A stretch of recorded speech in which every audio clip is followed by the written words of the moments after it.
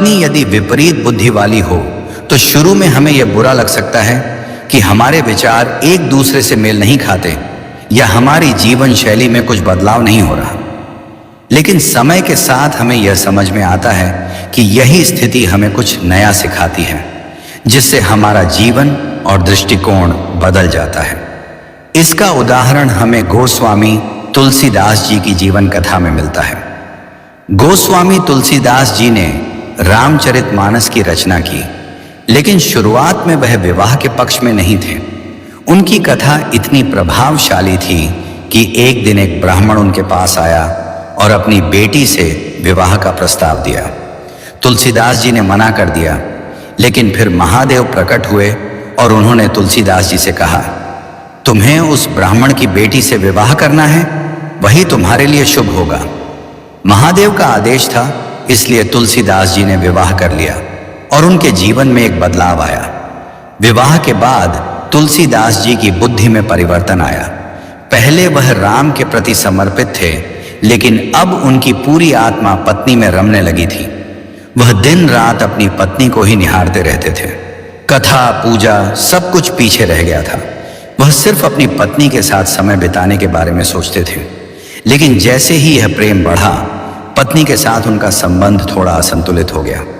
पत्नी ने एक दिन तुलसीदास जी को छोड़कर मायके जाने का निर्णय लिया।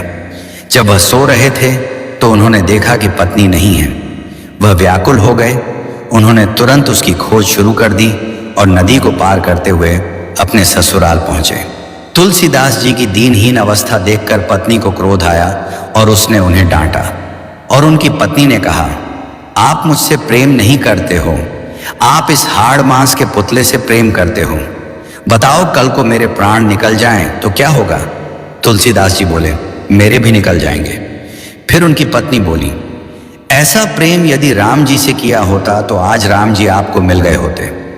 यह सुनकर तुलसीदास जी को गहरी शंका हुई। उन्होंने देखा कि उनका प्रेम केवल एक शारीरिक संबंध पर आधारित था और वास्तविक प्रेम राम के प्रति नहीं था। यह देखकर वह मानसिक रूप से उदास हो गए। वह सोचने लगे, अगर मैंने राम के लिए इतना प्रेम किया होता तो आज मुझे राम से मिल जाते। उसी समय तुलसीदास जी की स्थिति बदल गई। उन्होंने अपने आप को पहचाना और समझा कि अगर उनका प्रेम राम के प्रति सच्चा होता तो राम से मिलने की तड़प इतनी अधिक होती कि वह निश्चित रूप से मिल जाते। इस अनुभव ने उन्हें आत्मज्ञान दिया और वह भगवान राम से मिल गए। महादेव ने तुलसीदास जी को विवाह करने के लिए क्यों कहा?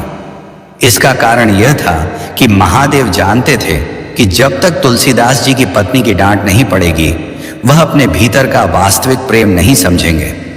जीवन में विपरीत बुद्धि और अनुभव कभी कभी हमें महत्वपूर्ण सीखने का अवसर देते हैं, जिससे हम अपने उद्देश्य को समझ पाते हैं। यही कारण था कि महादेव ने तुलसीदास जी से कहा कि वह विवाह करें ताकि वह अपने भीतर का सत्य पहचान सकें। इस कथा से यह सीख मिलती है कि जीवन में कभी कभी विपरीत परिस्थितियां और परिस्थितियों का सामना करना पड़ता है, जो हमें जीवन के सच्चे उद्देश्य की ओर मार्गदर्शन करती हैं।